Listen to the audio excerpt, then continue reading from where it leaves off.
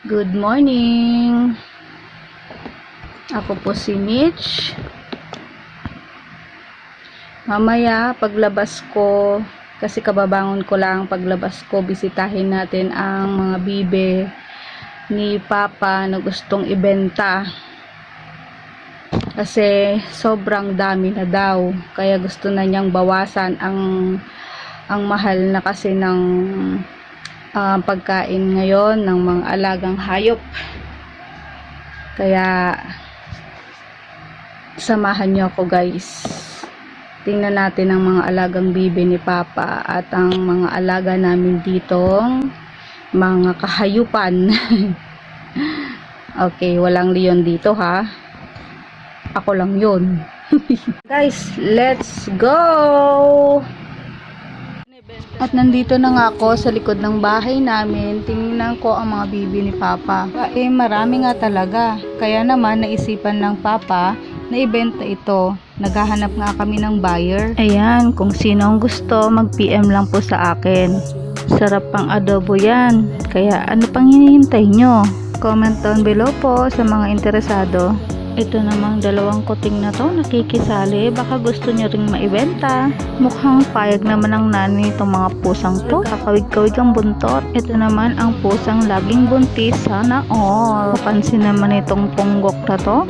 Nakita yata akong nagre-video, kaya ayan, panay ang pose. Ang pinaka-cute ng aming bahay, si Samsam. Mukhang may nagpo-protesta.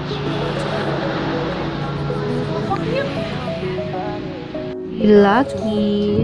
Guys, may nagpapapansin. Nakita lang ako. Tingnan nyo ang ginagawa. Ganyan talaga siya pag naglalambing. Ang aming super kulit na si Maki at Nia. Ayan ang aming mga alagang aso. Ayan naman si Kowa, ang German Shepherd. May ampun pala kaming dalawang pusa, si Jiro at si Kisha. O, diba? Sobrang dami ng mga alaga namin at nag-ampun pa. Ang kukulit ng mga pusang ito. Tingnan nyo.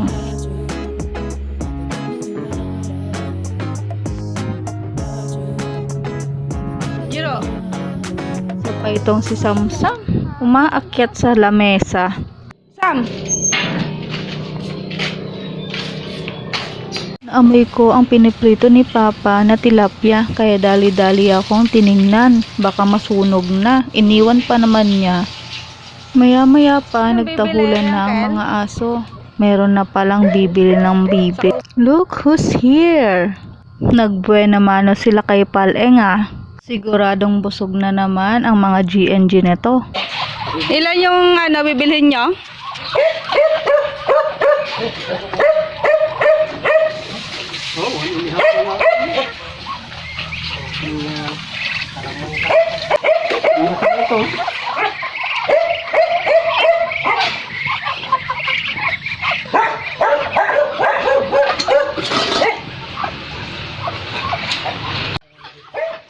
Mukhang kukulangin yata ang isa, kaya dinalawa na nila kay Paleng ang binili niya.